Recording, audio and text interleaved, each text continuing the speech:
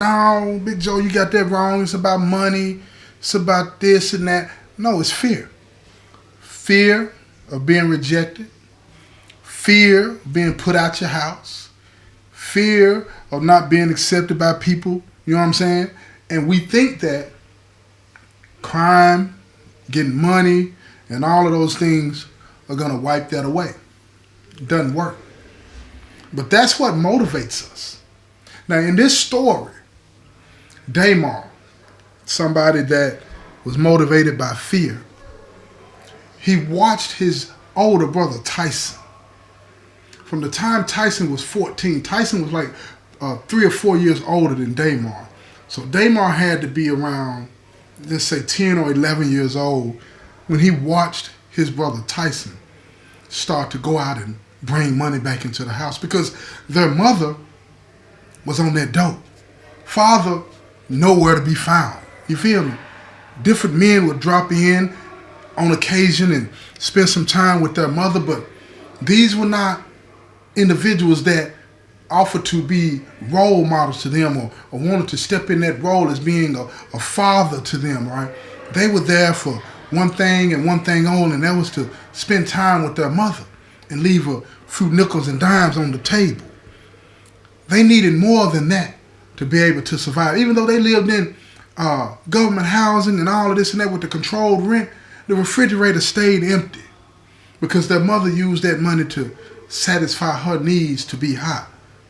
So Tyson, deciding that, enough was enough, he started to go out and rob and steal and take away from people that had a little bit more than him because he was afraid of what would happen if he didn't. What would happen to his brother?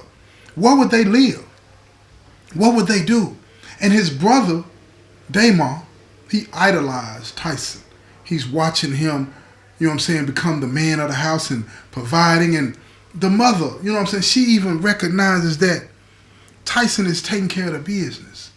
So she starts to rely on him more and more, asking him for money for cigarettes and money for beer and money to play the numbers and all of these different types of things. And he gets frustrated with it, but it's his mom. He gives her the money anyway, but he's like, "You supposed to be taking care of us." But he knew whenever he said that it hurt her because she knew that she was in no shape to take care of them, but she was still their mother. And they both loved their mother.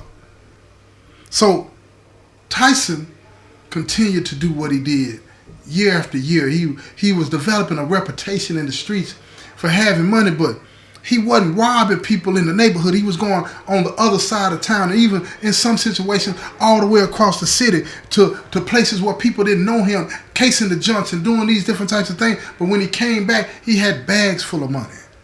Sometimes he would have drugs and jewelry and all of these different types of things, but that didn't matter. Bills were being paid. Food was in the refrigerator. Dayar was able to go to school and focus on that, right? But he was idolizing his brother, and he saw some things in his brother that made him feel like, he needed to step up too. He wanted to be a man as well. See, so Tyson, he's not a father. He's not a grown man. Now, he tells his brother to stay in school and do all of these different types of things, right? But his brother is attracted to the life. His brother is attracted to that idea of what it means to be a man. He's lost, yeah. Misguided, all of that. But it's making sense to him. His brother can do it, why can't he?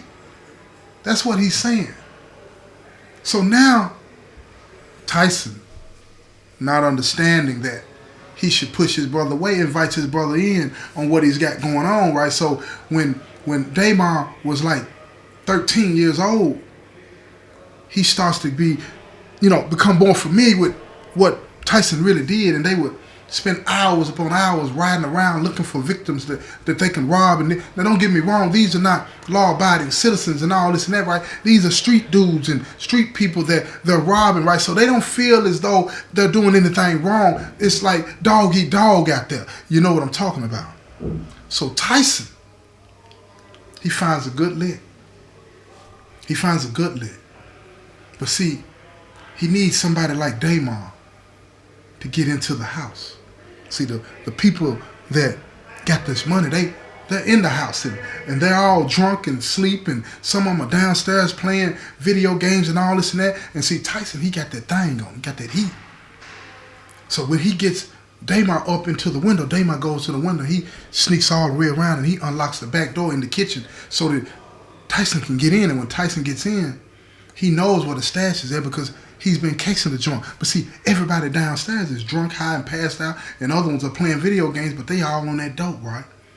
And he gets to the spot. He picks the lock, gets the money, and they get up out of there. Nobody even knew that they was there. Nobody knew. They got a duffel bag full of money and dope, and they're gone. And this did something to Dayar. This did something to him. He was like excited by what had just happened. And that is the moment that he decided this is what he was going to do with his life. See, while a lot of people his age were trying to figure out high school and navigate, are they going to go to college, join the service, or what career path they were going to take, he had already decided. Because that adrenaline rush that he got from that job locked him in. It had an impression on him that nothing else made sense.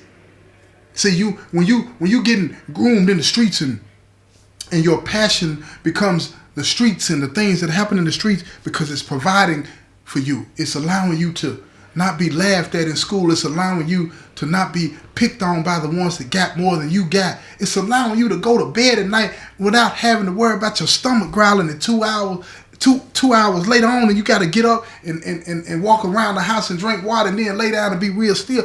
It is allowing him to live. So don't judge him. Don't judge him. But how do you deal with the moral conflict that's going on here? Ain't nothing they doing is right. Ain't no way that he's raising his brother right. Nothing about it is right. But they're eating. So how wrong can it be if they're eating? So now, Dayar, he gets a little older, right?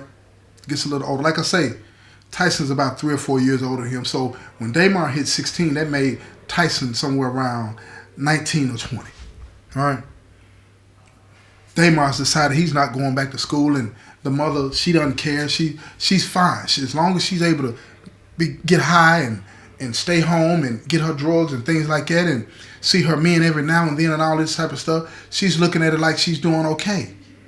Tragedy will make you, you know what I'm saying, live like that. Hard times will make you start to believe that if you just make it to the next day, you're doing okay. Taking penitentiary chances, taking life chances every day, and she doesn't even concern herself with that as long as she can get high. So one day, Tyson tells Dayar they got a good lick. It's going to take a little time. They got to case the area and all this and that and figure out what's going on. But it's this gang, one of the strongest gangs in the city. Violent reputation. Don't care nothing about nothing and nobody, and they about they breed. But see, Tyson and Dayar, they done got bold.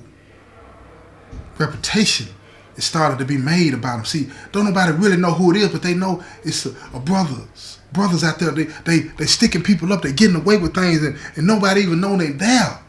You know what I'm saying?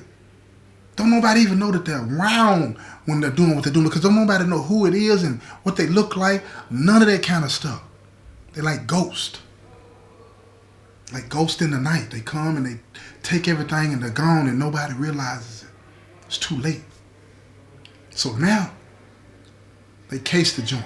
They're seeing all the moves. They've been watching the stuff down. And he's watching the times that they pick up, that they drop off, that they move here, that they move there. Who's coming? Who's going? What is going on? He's able to put this picture together, and he comes to the conclusion that the time is now. The time is now to get them. He's already made arrangements. After this, they're out. They're gone. They're going to get away. They're going to pack up and move away. Mother, Dayar, and Tyson. And they're going to have a new life somewhere else. See, that's what a lot of people in the streets believe. If they make that right lick, big enough score that they can go off and change their life. They don't focus on having to change the way they think. They just think that the money will change the circumstances.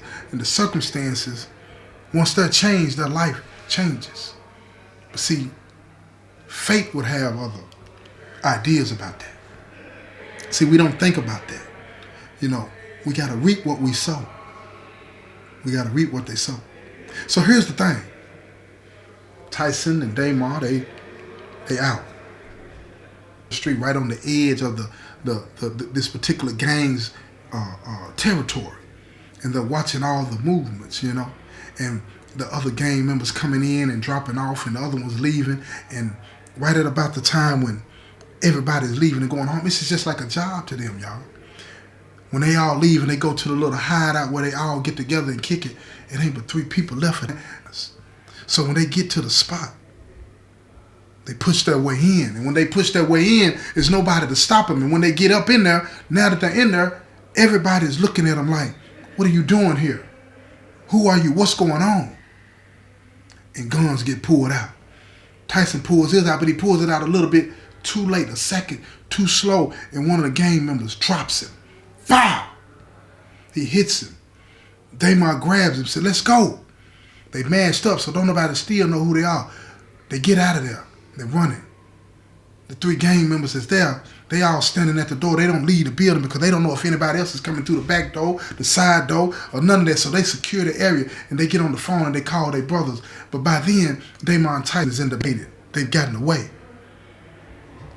Tyson is in the back seat. He's bleeding. It looks like he got hit somewhere up in the shoulder area. He's bleeding profusely. And now, Dayar, he's driving the car, and he keeps looking back, telling them, it's going to be okay. We got to get you to the hospital. But Tyson tells him, we can't go to the hospital, bro. Take me home. So he takes him home. Once he gets to the house, he takes him into the house. The mama, she's laying in the back room unconscious, not knowing what's going on. Tyson, he's laying in the bed and he's bleeding. It looks way more serious than they thought it was. So Dayar says, I got to go get some help. So he runs next door. The old man that lives next door, he heard he was in the military and he knows how to bandage people up. That's what Dayar's assuming because he was in the Marines. He got to know how to do this stuff, right? But that wasn't his job. So when he comes over, he tells him, you got to get this young man to the hospital. If you don't, he's going to die. Tyson grabbed him. He said, no, I'm going to be all right. Don't take me to the hospital. They go, no. Dayar looks down at him and tears start rolling back of his head. He's gone. The neighbor who walks out the front door, he says, son, you better make sure that you clean up behind yourself. Dayar looked at him. He said, what am I supposed to do? He said, put him out back in the alley. They'll find him. But if I think what he's trying to say to you is true, you don't want nobody to know who you are, son. He said, you're on your own now. You got to figure out what you want to do with your life. This can't be the road that you want to take. But see, Dayar, he's torn.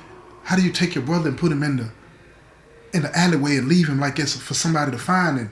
And then what is his mama going to think when Tyson is not there when she wakes up? And what are they going to do? So he leaves his brother in the bed and cleans up the blood and all of these different types of things. And when his mama wakes up, he decides to tell her the truth about what happens. And his mother gets on the phone and she calls the police and tell the police to come over that her son has been shot.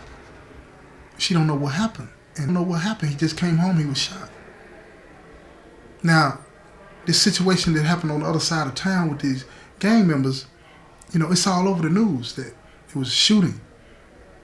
Now people are wondering, is this connected? But in this particular city, y'all, shootings happen all over the place. And so nobody really knows if it's them or not. And Tyson is laid to rest. They had enough money for the funeral with a little bit to spare from the capers that they had been pulling. And Dayar's telling his mama, we got to go. We got to do something because he's afraid that somebody's going to put the dots together and she doesn't understand what's going on. And she says, we're not leaving. Remember, he's still just 16 years old. He don't get to make those type of decisions. She still the mother. And he's really scared. He don't know what to do, but he knows what his brother taught him, and he got to make money. He's got to make some money. So he goes out every now and then, here and there to try to pull off a caper, and some he does and some he doesn't, but it's not the kind of money that was coming in when Tyson was around. So now he has to figure out, I got to do something bigger. So he calls a friend of his and he tells a friend of his, look, I got a way that we can make some money, but it's a little dangerous. You got to listen to what I say. So he explains to his friend, and his friend says, no, I can't do that. I'm getting ready to go off to college. Dayar looks at him and said, you getting ready to go off to college? And he was like, yeah, I'm getting ready to go off to college. So Dayar looks at him and he starts to realize that his life is a whole lot different. Whole lot different. What is he gonna do? He's not going off to college. It's not gonna change for him. So now what? What does he do? He goes out and he pulls a caper because he has to keep the refrigerator full. He has to make sure that the light bill is paid and the water bill is paid. And even though they live in Section 8 housing, that they still had to pay that rent. It was that fear that came back, that fear that made him think that if I don't get these things taken care of, we're going to be out in the streets. And back to what it used to be, that fear drove him. It pushed him, and it pushed him. He got caught. He got caught. He couldn't get away. He dropped the gun, got down on his knees, and they put his hands behind his back and they arrested him. Now look, they didn't catch him robbing a legitimate business. They didn't. Somebody in the streets reported that he robbed a dice game. Right? Said they stole some money. See, now, don't get it twisted. They didn't tell the police that it was a dice game. They just said they got robbed. Somebody pulled up on them and robbed them, put the guns on them and took their stuff. But they was actually shooting a dice game. These street dudes, and they got scared and they told it and they, wait a minute, I thought they didn't supposed to do that in the streets. And that's what Dayar's thinking, and he's trying to figure, wait a minute, what is going on? The rules are not what my brother told me. Now he's got several counts of aggravated robbery. And then, wait a minute, the gun that he got caught with was a gun that had belonged to Tyson. And this weapon, to figure out, could this have been him that done it? There's no way. The time that this murder was committed, he was 13 and he wasn't in the streets, so they wondered about his brother. So they never really pursued that situation, but they tried him as an adult. They looked into the situation. They saw that his mom was not up to par to be able to take care of him, and somebody somewhere thought that his best bet would be to go to prison. Think about that. So he ends up getting 8 years in the penitentiary. They send him off. He does 2 years, roughly a year and a half in juvenile before they finally ship him off to the adult institution. And now that he's in an adult prison, he has to fend for himself, but he doesn't know anything. And they put him in a cell with a drug dealer, gang member. He happens to belong to the same gang that killed Tyson. Now Dayar, he's suffocated with fear. That same fear that he felt that pushed him into the game, that pushed him into the streets. So now he feels that he has to do something. He has to protect himself. What do you do in a situation like that? What do you do? He has to do what's best for him. And he does. When he moves in with his cellie, he keeps his whole identity secret. Where he actually lived, what he's actually in the penitentiary for, what he really liked to do. He paints this picture of being somebody totally different. You know, in the penitentiary, you can be anybody you want to be and get away with it. You're going to have to tune in to the next episode, y'all, to continue to get this story. Because it's going to continue to unfold in ways that I think most people are not going to even